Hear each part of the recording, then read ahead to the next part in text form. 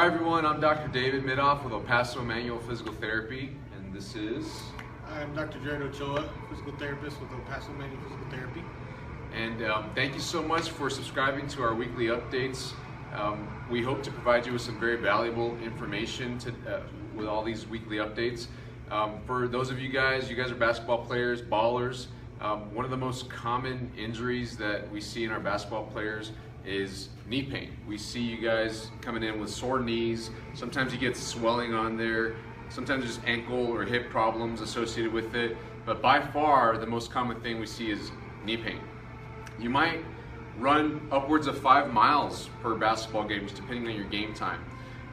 You're doing tons of jumping, of course, all the rebounding and shooting.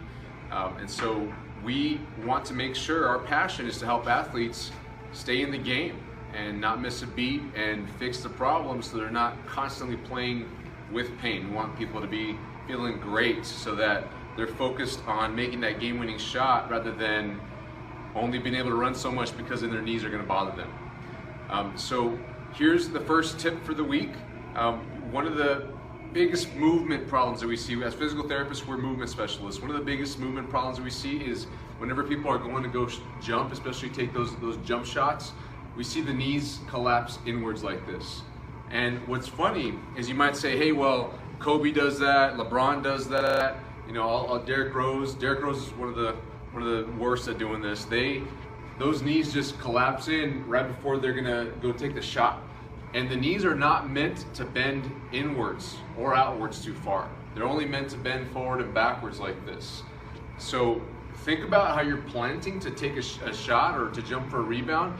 Make sure that your feet should be about hip width apart and that your knees are tracking over your toes, not tracking inside your feet. Big mistake. And if you're doing this all the time, you know, it may not bother you in the moment, but after a few months of doing this towards the end of the season, that might be when you're getting the problem. So think about how you're moving. Make sure your knees are tracking over your toes right before you take that jump shot. Thanks guys, tune in and we'll send you something special next week.